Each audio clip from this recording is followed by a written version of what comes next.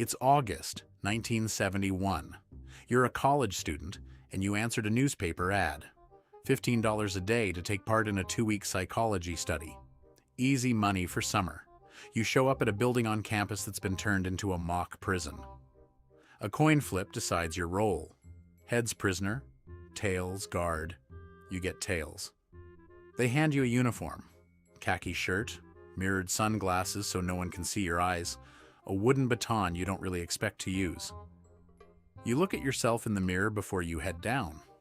You almost laugh. It feels like a costume. The first day is almost fun. The prisoners are just other students, guys you might have passed on campus. Everyone's a little self-conscious. Somebody cracks a joke about the whole thing being ridiculous. Then you're told to enforce the rules. Head counts at random hours. No talking without permission. Small stuff. You do it anyway. Because it's your job. Because the sunglasses make it easier not to feel like yourself. By the second day, a few prisoners refuse to come out for a head count. Barricade themselves in their cell with their beds. Something in you shifts. You don't ask for permission. You and the other guards use a fire extinguisher to force the door. You strip the ringleaders down, take away their mattresses, throw the troublemakers into solitary. It works. They fall in line. Nobody told you to go that far. You just did. By the third day, you're inventing punishments. Push-ups. Humiliating chants. You make one prisoner sleep on the concrete floor with no mattress at all, and you don't feel bad about it. You feel focused. Like this is simply what your job requires. You start to notice something stranger. You're not just doing this because you have to anymore. Some part of you is enjoying it. A guard on your shift starts speaking in a southern accent that isn't his, acting out a character he calls tough.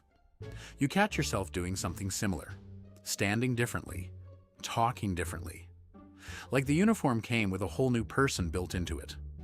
By day 4, one of the prisoners breaks down completely, screaming, crying, banging on the walls, unable to tell anymore that this is just an experiment he volunteered for.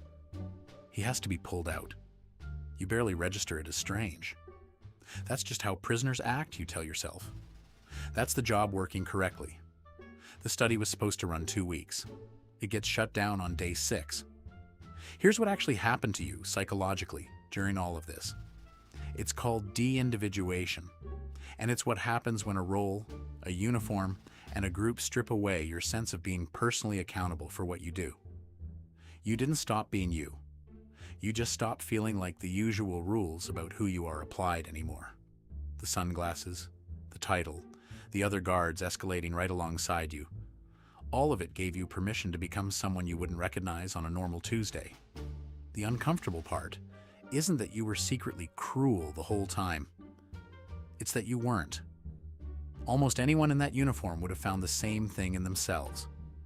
If you've ever surprised yourself with how easily you slipped into a role everyone around you expected you to play, subscribe. This channel exists for exactly that feeling.